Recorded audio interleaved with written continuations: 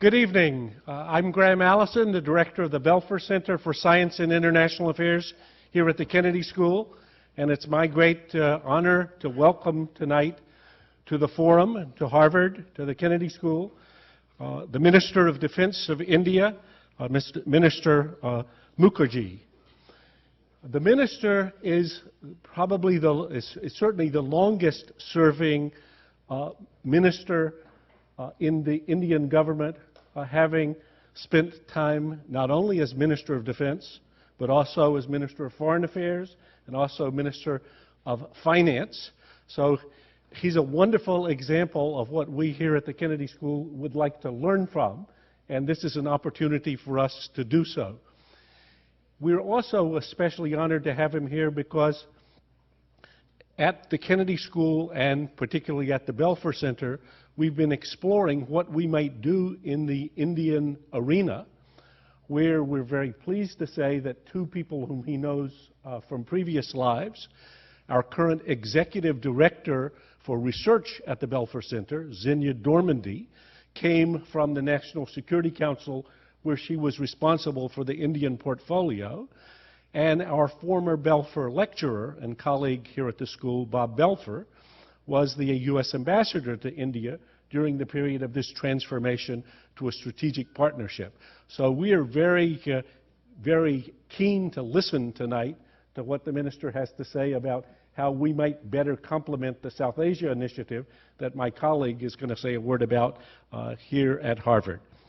To introduce the minister, let me just introduce briefly Professor Sugata Bose, who's the Gardner Professor of Oceanic History and Affairs and the director of the South Asia Initiative.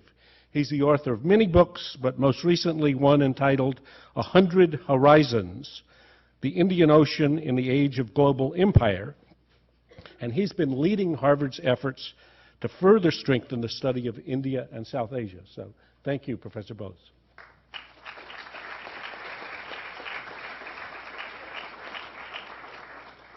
Good evening.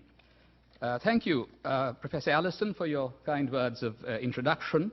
I'm delighted that the Belfer Center has joined Harvard's South Asia Initiative in hosting the Right Honorable Pranab Mukherjee at the forum this evening. In strengthening the study of India and South Asia at Harvard, we have looked to our alumni for support. We have received it in generous measure from Anand Mahindra, who graduated from Harvard in 1977. He was quick to grasp the importance of our mission and endowed the Harish C. Mahindra South Asia Fund in memory of his father. Harish was one of the earliest Indian students to graduate from Harvard on the eve of India's independence and went on to become a visionary leader of Indian business and industry in free India. We are sorry that Harish's wife Indira and son Anand are not able to join us for today's inaugural lecture from Mumbai due to the short notice at which this event is being held. But we are delighted that the family is represented in the audience by Harish's granddaughter, Alika, Harish's niece, Yuthika, and her husband, Bradford. We also have Derek Johannes, the head of Mahindra USA, with us. We also have with us Harish Mahindra's closest friend from his student days, Ambassador Frederick Irving, and his wife Dorothy.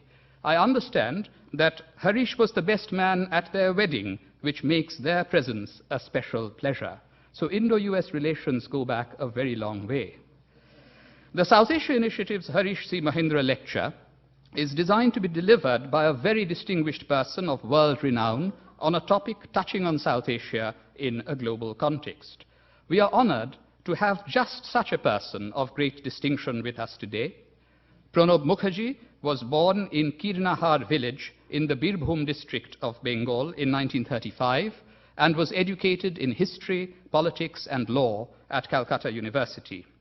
A top leader of the Indian National Congress, he has served 5 terms in the Rajya Sabha, India's upper house, between 1969 and 2004. In the 2004 general elections, he was elected to the Lok Sabha from the Jangipur parliamentary constituency in Murshidabad district of West Bengal. He has been India's finance minister during Indira Gandhi's prime ministership in the 1980s and foreign minister during Narasimha Rao's prime ministership in the 1990s. He is Defense Minister in the present government headed by Manmohan Singh and is leader of the Indian delegation to the current session of the United Nations General Assembly. He is also the leader of the House in the Lok Sabha and the senior-most cabinet minister after the Prime Minister. Possessing a wealth of experience and insight garnered at the uppermost echelons of Indian politics, this son of rural Bengal, I am proud to say, is a distinguished statesman on the global stage. May I now invite the Right Honourable Pranab Mukherjee, India's Defence Minister, to deliver his address on India's security perspective.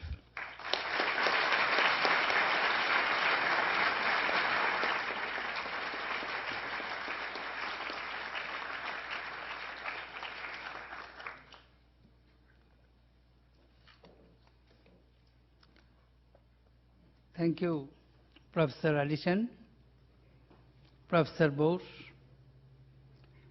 ladies and gentlemen. At the outset, I would like to express my bit nervousness because Professor Bose was introducing me, and one would come to the conclusion that what this man who belongs to another age is going to do here, who is almost an antique piece, because he served the government in 70s, 80s and 90s. And especially when I look around my beloved young students belonging to a totally different generation, my nervousness increases a bit. I am delighted to have this opportunity, being amidst you, to deliver 2006 Harish Mahinder Memorial Lecture. I am known to the family in my capacities as ministers and as a political activist for more than 3.5 decades. And it was really a wonderful contribution made by Harish to have this foundation and provide an opportunity to have discussion on a topical subject, especially of interest to South Asia. He is no longer with us.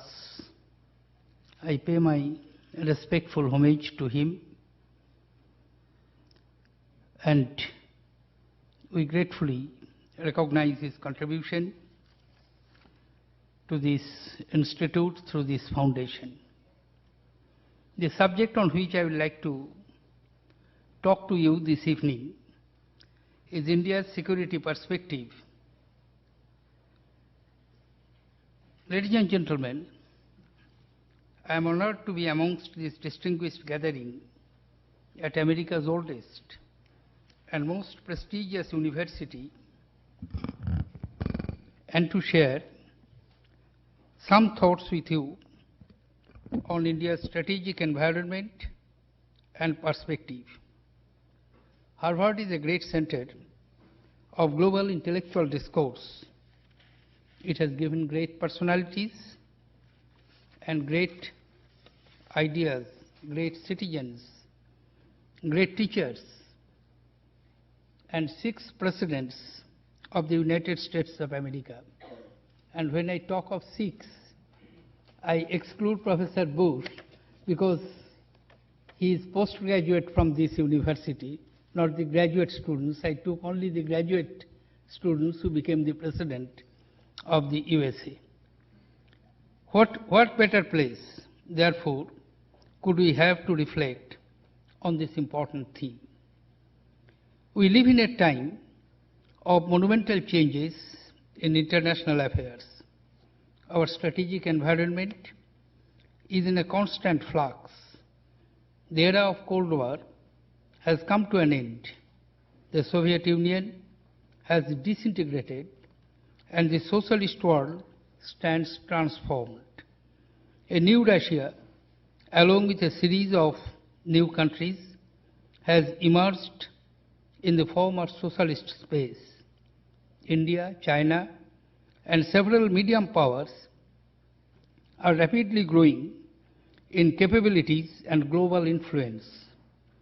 Globalization is underway in every continent, knitting together industries and economics across nations and creating a radically different order. The rise of religious fundamentalism and terrorism is today one of the gravest security challenges to states, economies, people, and democratic polities.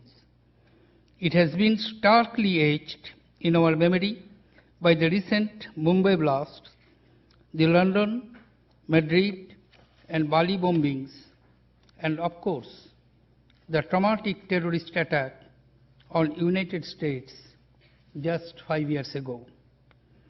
There have been huge gains from globalization, information revolution, and steady democratization through the latter half of the 20th century. At the same time, there are enormous pressures on states, both from within and without, because of the simultaneous pulls of these forces. The nature of threats and security discourse are, as a result, radically changing. Non-traditional security issues are occupying increasingly greater space in policy formulation, even as the challenges of securing states and the democratic political order from armed fundamentalist and separatist actors confronts us as never before. India's strategic perspectives have been shaped by the long civilizational history. Its geography, its culture, and geographical realities.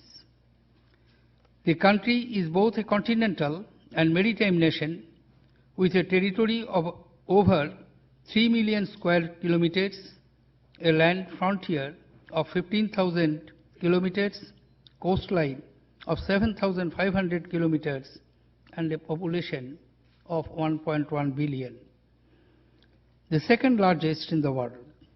Its location at the base of continental Asia and the top of the Indian Ocean gives it a vantage point in relation to both West, Central, Continental, and Southeast Asia, and the littoral states of Indian Ocean from East Africa to Indonesia.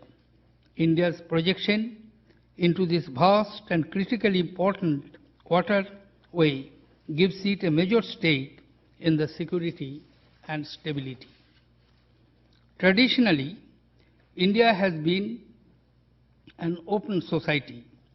It has received and absorbed major influences from outside, like Islam and Christianity, and radiated its composite culture influences outward. India's civilization, along with the Arab, Persian, and Cynic civilizations, influenced many parts of Asia. India has also been a wellspring of human intellectual and spiritual achievements and the source of the great religious schools of Hinduism and Buddhism. As I have said earlier to another audience, in this country, it is customary to talk of strategic perspectives in terms of hard power. However, our strategic perspectives need to be viewed also in terms of India's soft power, those of religion, spirituality, culture, commerce, and in recent times, the political thought and peaceful strategy of Mahatma Gandhi. The coincidence of the commemoration of 9/11 terrorist attacks in the United States earlier this month with the 100th anniversary of the launching of Gandhi's nonviolent civil disobedience movement in South Africa on September 11, 1906, represented a juxtaposition of diametrically opposite ideologies. Developments from the 17th century onwards fundamentally altered the traditional reorientations and moorings of India's relations with the outside world. European mercantilism evolved into the maritime domination of the Indian Ocean, changing the very nature of political, trade, and cultural ties between India and its regional maritime partners to the east and the west. Further north, in mainland Asia, it introduced relationships of domination and rivalry between imperial powers, where earlier only local powers played out their dynastic destinies. The legacy left behind for independent India was in some ways negative and disruptive. Several developments in the 20th century, with their roots in imperial history, affected India's traditional relationships with its neighborhood. Perhaps the most fateful was the partition of India. Viewed from this perspective, it can be argued that the first half of the 20th century was a decided aberration in the evolution of India's historical and traditional relationship with the outside world. The historical experience of the British East India Company and imperialism in general left India suspicious of foreign trade. Following India's independence, this led to efforts to build a self-reliant and autarkic economy worthy of deeper engagement with the world economy. The model stood us in good stead for a while. It helped us to build up a robust technical and industrial base. Self-reliance gave us self-confidence. This provided the base for the accelerated growth and increasing globalization of the Indian economy since the early 90s, when sweeping reforms were adopted by the Congress government. While colonialism disrupted our traditional links, the Cold War delayed their restoration. The fall of Berlin Wall and the end of the Cold War has provided an opportunity to recover our traditional historical linkages that had become weak during the Cold War wars, and to rediscover our interest in wider and increasingly integrated global community. While the growing economic strength of India has attracted worldwide attention, this endeavor is still a work in process. India's major priority today is economic growth, which is inclusive and benefits all sections of society. For most of its history, India has been an open society and an open economy. This is the path it wishes to pursue in future. India's aspiration for continuing economic growth would depend on a secure and stable environment and its own ability to integrate with the global economy. In the broad context of this nation-building endeavor, let me touch upon some of our principal security challenges. The first is the challenges of terrorism. India has suffered the most gruesome and repeated acts of terror since the late 70s, first in Punjab, then in Jammu and Kashmir, and recent years in many other parts of our country. The Bombay blasts of 1993 was the original act of mass terrorism. India's places of worship, symbols of its rapid economic growth, its prestigious centers of learning, popular shopping complexes, and symbols of its vibrant democracy have all been systematically targeted. While in most parts of the world, terrorism is perpetrated by non-state actors. In India, it is sponsored and supported by state agencies from a hostile neighborhood. Second, since its independence, India has had to fight 3 wars on its western borders and 1 in the north. India continues to face a proxy war from across the western border. Its unresolved territorial and boundary issues with neighbors persist. Third, India has been placed in an arc of proliferation activity running from east to west, which has had an adverse impact on our security situation. The possibility of linkages between proliferation of weapons of mass destruction and terrorism, which has emerged in recent years, is of great concern for us. Fourth, the fragile political fabric of states in India's neighborhood is a source of continuing anxiety. Pakistan remains a nursery of global terrorism. Post 9/11, Pakistan has reportedly helped the United States to fight terrorism along its western borders with Afghanistan, but it has done precious little to dismantle the infrastructure of terrorism on its eastern border with India. Many terrorists roam freely in Pakistan. India has repeatedly stated that in order to proceed with the ongoing peace process between the 2 countries, Pakistan must implement the solemn assurances it has given to stop all cross-border terrorism. This has not yet happened. In this context, we welcome the positive results of the recent summit between Prime Minister Dr. Manmohan Singh and President Musharraf in Havana. In particular, the decision to set up institutional mechanism to tackle cross-border terrorism. If Pakistan claims to be a frontline state in the global war against terrorism, then it must do much more to dismantle the infrastructure of terrorism still intact on its land. On India's northern border, Nepal has been ravaged by Maoist insurgency for many years. Mounting religious extremism in Bangladesh, coupled with illegal migrations, are a source of considerable concern for India. In Sri Lanka, the 2-decades-old ethnic strife has grave political, economic, and humanitarian ramifications for India.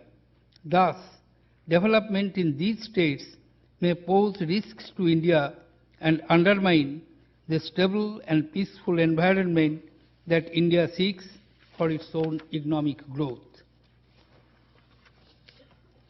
Fifth, India sits astride the Indian Ocean. The security of the entire region from East Africa to Southeast Asia is increasingly challenged by the rising incidence of violence, conflict, growing fundamentalism, and terrorism. It is also affected by trafficking in arms, drugs, and human beings, as well as piracy. 60,000 ships carry merchandise and energy from the Gulf to East Asia through the Straits of Malacca every year. Therefore, maritime security is a major preoccupation for India as it is for other littoral states in the Indian Ocean. Sixth, with India's economy set on a higher growth trajectory, the demand for energy is and will be increasing rapidly. In this context, energy security and security of sea lanes of communication on which India's trade is dependent assumes significance. In order to meet the challenges that India faces, it has been focusing on inclusive economic development, strengthening of its defense to deter aggression, ensuring stability and peace in its neighborhood, developing friendly and mutually beneficial ties in its extended neighborhood like West, Central, and Southeast Asia, and establishing strategic partnerships with all the major actors in the world, particularly United States, European Union, Russia, China, and Japan. In order to deepen its engagement with Asia Pacific and ASEAN, it is pursuing its Look East policy. India seeks a stable and strong neighborhood.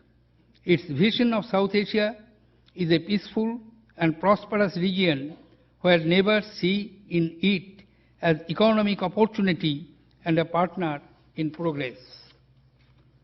India's nuclear deterrence is a measure of self-defense in a hostile and nuclearized environment.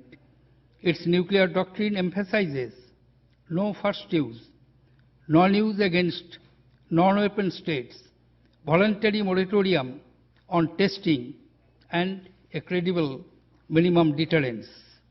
India has been and remains a staunch advocate of nuclear disarmament, and it has had an impeccable track record in the area of non-proliferation. Beyond its immediate neighborhood, India has been seeking to establish strong strategic partnerships with the major global powers. The end of the Cold War and also the bipolar geopolitical architecture has enabled India to pursue engagement with all great powers, especially with the United States. China is India's largest neighbor, and developing stable and cooperative relations with it is a high priority for India's foreign and security policy. With frequent high-level exchanges, including my recent visit to China, the process of building trust and understanding has gained momentum, and our cooperation has diversified across a wide range of areas. Our relations with China have reached a certain degree of maturity.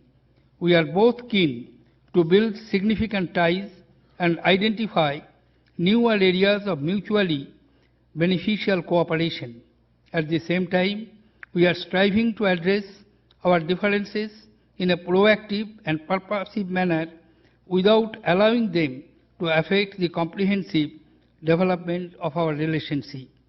As China grows in power and influence, it will shape our strategic environment in a variety of ways. India's policymakers understand this reality and would evolve policy options to deal with the emerging situation. We look forward to intensifying the positive aspects of our relationship when President Hu Jintao pays a visit to India later this year. Our ties with Japan are also expanding rapidly. Japan plays a major role in our developmental program through its Overseas Development Agency. In recent years, we have stepped up our defense and security ties based on premise that all countries and regions need to cooperate actively in order to tackle effectively the evolving global challenges. I have recently been to Japan, where I had the opportunity to discuss in detail a range of issues with my counterpart and some of his senior cabinet colleagues. India has an institutionalized summit-level dialogue with ASEAN, with which it has land and maritime boundaries. India's trade, security and energy ties with East Asia and the Pacific region are set to grow rapidly in the coming years. Southeast Asia and China are already two of our largest trading partners in this region, and South Korea and Japan among the leading investors in our country. Building strong and cooperative relations with the United States is one of the fundamental goals of India's current foreign and security policy. The growing warmth between the two countries is based on shared values and common concerns. The US remains the dominant global player and central to peace, prosperity, and security of the world. India believes that the emerging ties with the United States in trade, investments, technology, defense, energy, non-proliferation, and counter-terrorism would have a major impact not only in the bilateral domain but also in the global perspective. Our partnership will also help shape global norms and institutions that are universally accepted and democratic. Clearly, India-US relations are set to emerge as one of the fundamental interstate ties of the 21st century. In this context, the decision of the President Bush and Prime Minister Dr. Manmohan Singh to address the shared challenges of energy security by engaging in full civil nuclear energy cooperation is a welcome departure from the era of technology denial regimes imposed on India. India is now seen as a partner and not as a target of global non-proliferation efforts, precisely because its impeccable record in this regard is now fully acknowledged. Our traditional close ties with Russia have withstood the test of time. We greatly value our strategic partnership with that country based on shared interests, mutual trust and benefit. The strength and stability of our relations are manifested by long-standing defense cooperation and common concerns on issues such as international terrorism. The European Union has emerged as another major global partner with which India has a summit-level dialogue based on strong shared interests across a range of political, security and economic issues. We look forward to the steady strengthening of our close cooperation with our European partners, including France, Germany, and the United Kingdom. Ladies and gentlemen, India has been fighting terrorism for many years. This challenge is complex on account of cross-border linkages. However, India rejects any linkage between terrorism and religion. India's secular constitution entitles all its citizens the freedom of religion. Personal laws on marriage and inheritance are based on traditional religious codes. Our constitution draws a clear line between state and religion. The tradition of religious tolerance and moderation remains strong in Indian society despite occasional aberrations. In the struggle to contain the eliminate terrorism, India has sought to strike a balance between security imperatives and political measures. The cost to our security forces has been high, but the political battle will be won. It is our belief that both in Jammu and Kashmir and in the Northeast, stability, peace, and reconciliation would be restored in the coming years. Much will depend on the success of the ongoing peace process with Pakistan and its approach towards support to terrorism and irregular warfare both in India and Afghanistan. International pressure would have to remain on the Pakistan to change and to reform and democratize its polity. This would clearly be among the foremost tasks in the international security in the coming years, and an area in which India hopes to work closely with other partners. India has willingly contributed its naval capabilities to help safeguard the vital sea lanes of communications that stretch from the Gulf of Hormuz to the strategic Malacca Straits. Towards this objective, we are actively cooperating with friendly navies in the region.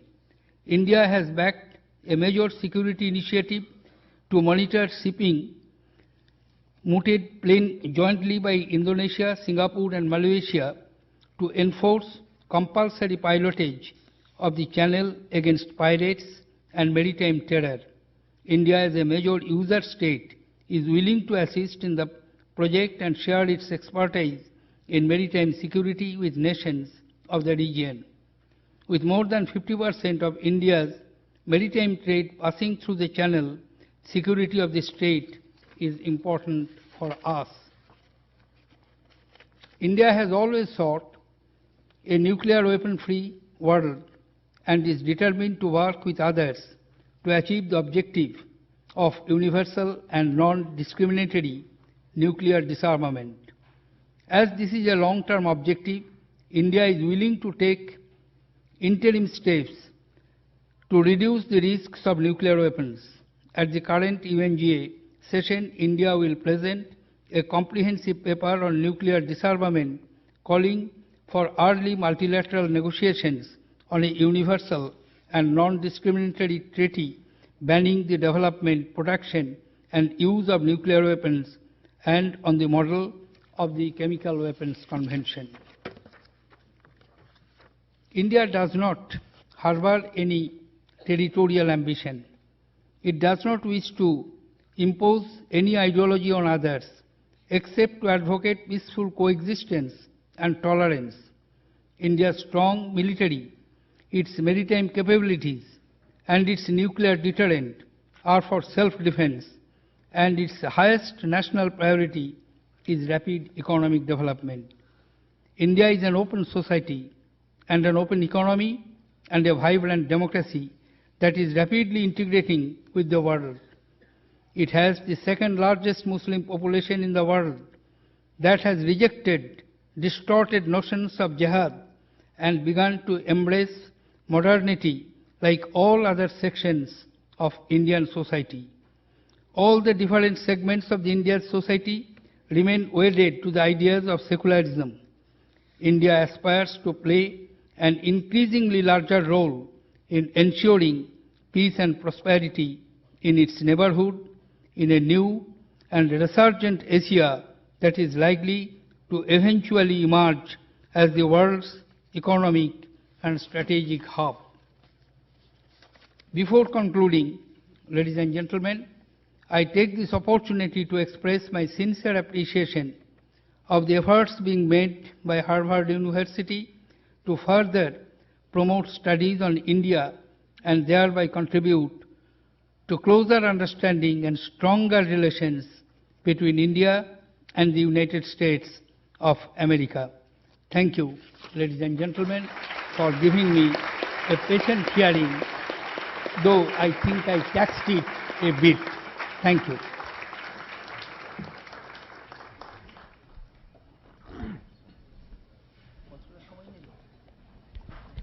So, thank you very much for a very informative tour of a large horizon.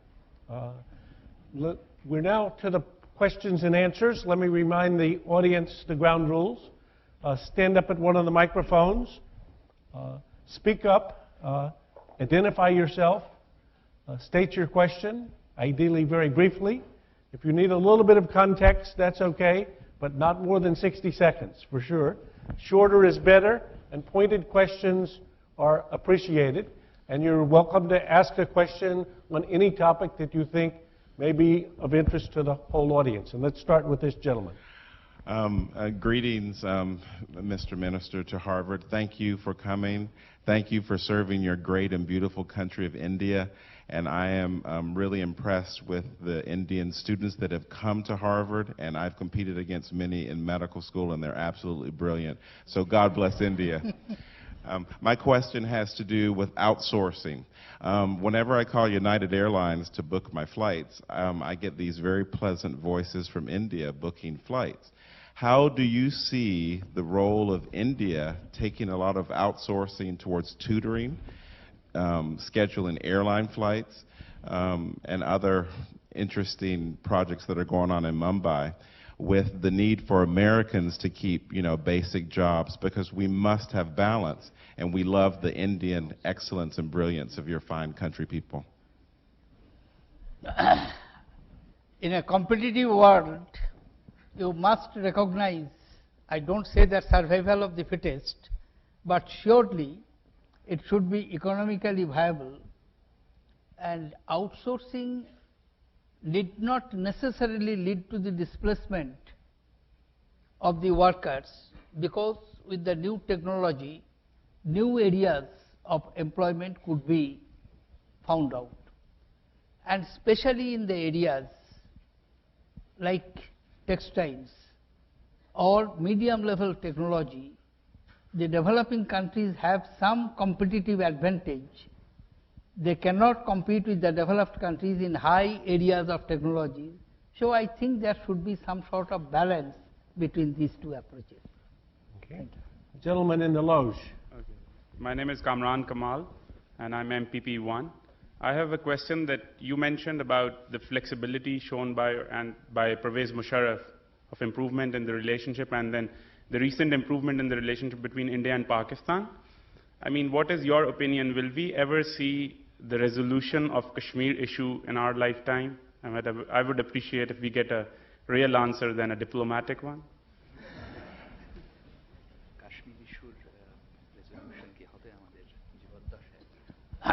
I am hopeful that not only in your lifetime, but perhaps in my lifetime, we will be able to resolve the problems. Okay, this. But maybe let me ask the follow-up to this gentleman's question. If this issue should be resolved quickly, what steps specifically do you see might lead to that conclusion? The most important step which I do feel that both sides recognize the problems are to be resolved, and despite occasional aberrations, we are engaged in talks. Since November 2003, no shot has been exchanged between two sides along the line of control. Despite long reservations since the days of old GATT, new WTO, Pakistan has agreed to enter into SAFTA on a broad-based trade concessions. Examples can be multiplied, but perhaps these are suffice to say that there is strong desire from both sides, so it may be possible to resolve shortly without indicating any specific time frame. The gentleman in the left loge. Good evening. My name is Sanjay Sivanathan. I'm a freshman at the college. And you talked about how the main goal of India right now is economic development. But in your role as defense minister, you also said that it's important to have security not just in India but in the region. And you mentioned the nation of Sri Lanka. And I was wondering, what exactly is India planning on doing in the future to try to stop the violence that's occurring in Sri Lanka?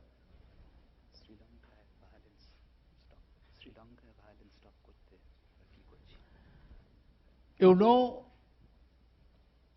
we have always encouraged Norway and others who are mediating in this matter to continue the peace process. We do not want to involve ourselves directly from our bitter experiences in the 80s. But we want the peaceful resolution of the problem, and both we have suggested to both the parties that you engage yourselves in talks, and solution must be found out within the constitutional framework of Sri Lanka, maintaining its territorial integrity, and LTT must give up violence and sit around the table to resolve the issues. Gentleman here at the left. Sorry. My name is Umar Mukhtar, and I am from Pakistan. First of all, I disagree with the comments made about Pakistan here. Second, my question is that the President of Pakistan has in the recent past given a number of alternate options for the resolution of Kashmir issue. And there was, in the recent past, there was a lot of hype about the Kashmir issue in India, both India and Pakistan. But apparently, India has not responded to those alternate options. I want to know your comments about those options by President of Pakistan. Thank you. The options which President has mentioned in his recently published book are not new options. Earlier also it has been mentioned in different forms, and our response has been quite positive, and I am repeating, not negative. President talks of, people say, Jammu and Kashmir people are participating in the election regularly. There is special provision in Constitution for their special dispensation, which is enshrined in the Indian Constitution under Article 370. Opening of buses to facilitate contact between the people belonging to two sides of Kashmir has been encouraged. During the recent earthquake, the relief measures undertaken by Indian Army for both sides have been well appreciated. Therefore, the confidence building measures on both sides are going on.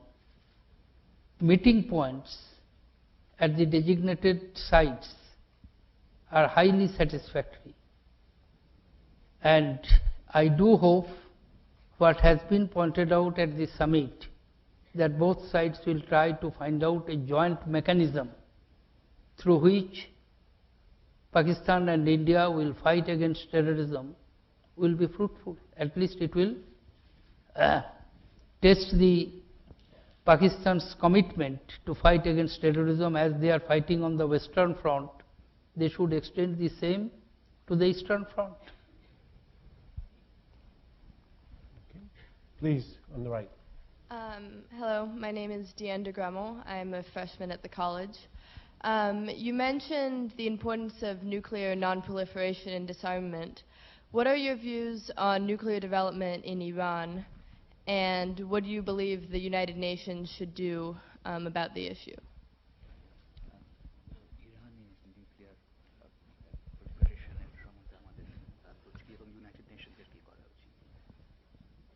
Our approach is, Iran must have its right to pursue nuclear program for peaceful use. But as signatory to Non-Proliferation Treaty, it must also fulfill the obligations which are concomitant to the signing of this treaty. United Nations, especially Security Council, should not close the door of dialogue. Diplomacy should be given chance to have dialogue and discussion to find a solution acceptable to both sides. And if I again just follow up one further step, if you were talking to the president of Iran, Mr. Ahmadinejad, and to say what to do, okay? Clearly he prefers to have not only his nuclear power plant, but also an enrichment facility for fuel, but which might also produce fuel for other purposes. And he prefers to also be as involved in the world and to make contracts with India and to have business with Europe. So you would tell him to do what? P5+1 resolutions are there, and that's why I have deliberately used the word that all the obligations concomitant to NPT treaty should be fulfilled by Iran. And the points which you have referred to are arising out of the obligations as NPT signatory. keeping that, and within that framework, they will have to carry on their nuclear program. NPT does not allow proliferation or export. Gentleman in the loge. Hi, my name is Neil Rai, and I'm a junior at the college. I just want to say thank you for speaking here today. My question concerns, you not only talked about India's local security situation, but what about India's role in the international security situation? Specifically, do you see India playing a greater role in, say, United Nations peacekeeping missions or whatever form they take in the future?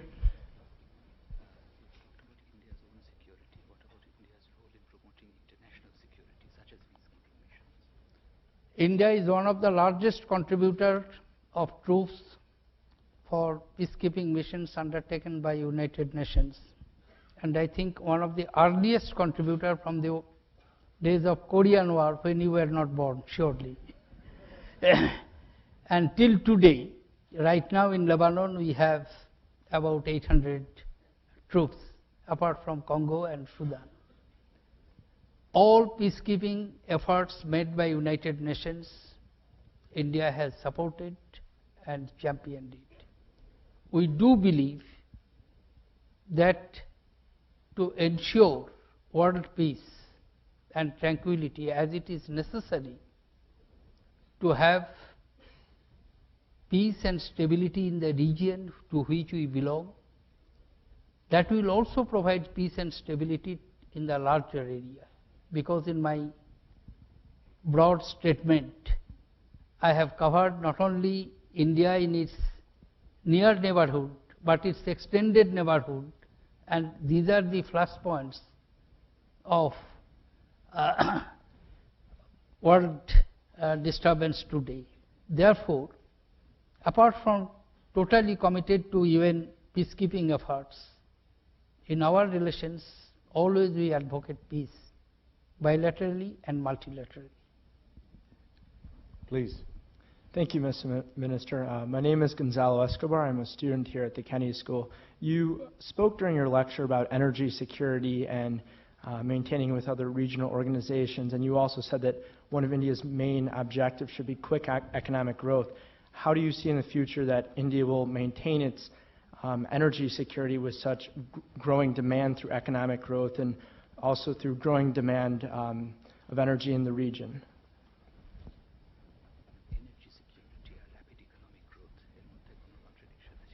No, we want, you cannot have higher economic growth without energy backing.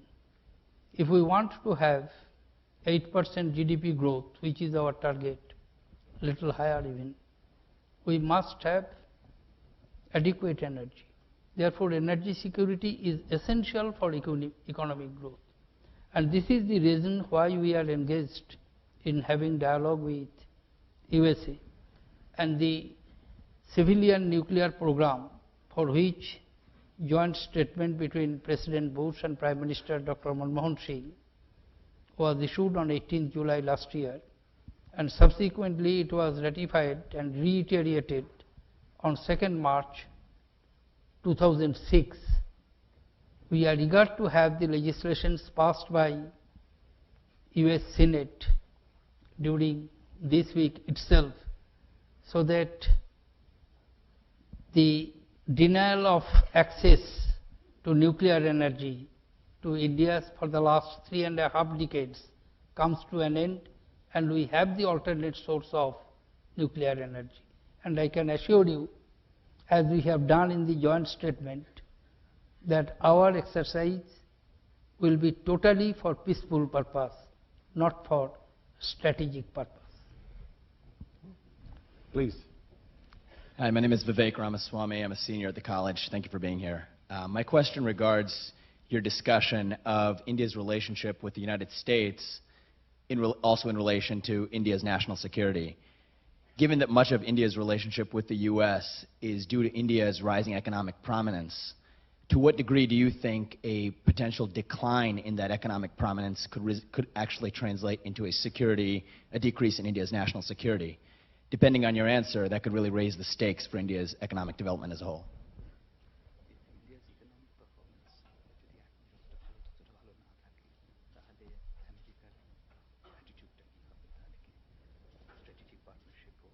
I do not think that there is any possibility of India's economic growth would have a deceleration. There may be a temporary variation, but if you look at the graph for the last 20 years, from 1985 onwards, India is having a steady GDP growth around 6%. First 10 years it was 6%, remaining 10 years it is around 8%. Therefore, there is no question of deceleration. Temporary setback may be for a year or so, but that is not for a longer period. Secondly, strategic partnership is not merely related to economic cooperation. It has wider dimension, including security, sharing common perception on international issues, fighting against terrorism. Strategic partnership is built on a wider aspect, not merely on economic cooperation. Please. Good evening, Minister Mukherjee. Thank you for coming here. I'm Anish Kulkarni, a sophomore at the college. My question relates to economic growth, which, as you talked about, is one of India's major goals. However, currently, if you look at India's role in world trade as well as foreign investment in India, they're rather small compared for a nation of India's GDP and size. So what steps is the government taking to make India a bigger player in the global economy, and what implications does that have for the security situation, national security situation?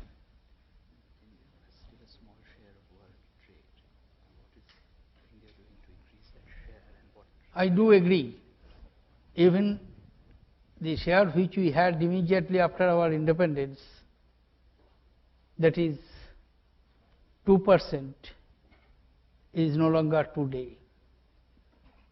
That's why we are expanding our exports and imports both.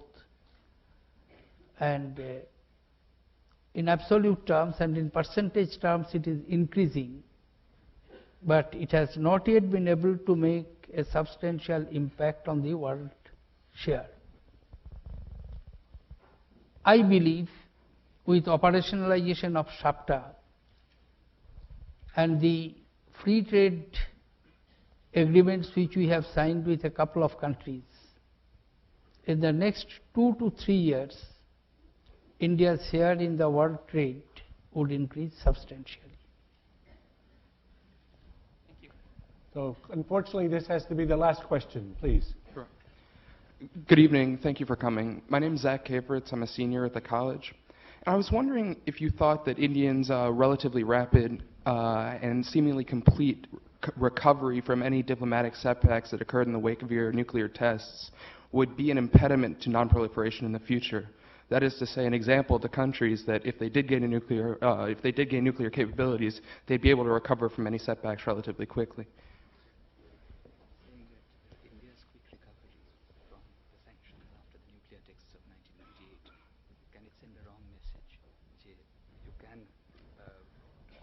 I don't think that it will send a wrong message, because prior to that, prior to 1998, the first explosion took place in 74. 74 to 98, in almost quarter of a century, our track record is impeccable. Nobody could say that we transferred technology, which was developed indigenously by us. The first Indian nuclear reactor was developed indigenously, but we did never share it with anybody else, though we are not a signatory to NPT.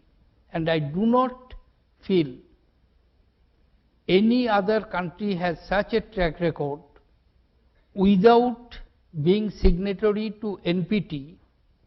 They have fulfilled all the obligations associated with NPT, including declaring our nuclear doctrine, where we have emphasized no first use, non-use against non-nuclear weapon states, and voluntary moratorium on further tests. These we declared ourselves immediately after the second explosion in 98. Therefore, I don't think any other country can encourage to do these things, fulfilling all the obligations which they are to do. Unfortunately, it's my unhappy responsibility to bring this to a conclusion. We've been very honored to have Minister Mukherjee here. We've been very pleased to begin this conversation. You can tell from the audience that we would keep you here all night, but he's got to get back to New York tonight, or otherwise he will miss an appearance at the UN General Assembly tomorrow, which would be, I don't think we would be able to persuade him to come back if we continued. So let's say thank you very much for an excellent evening. And thank you indeed, and particularly to my young friends.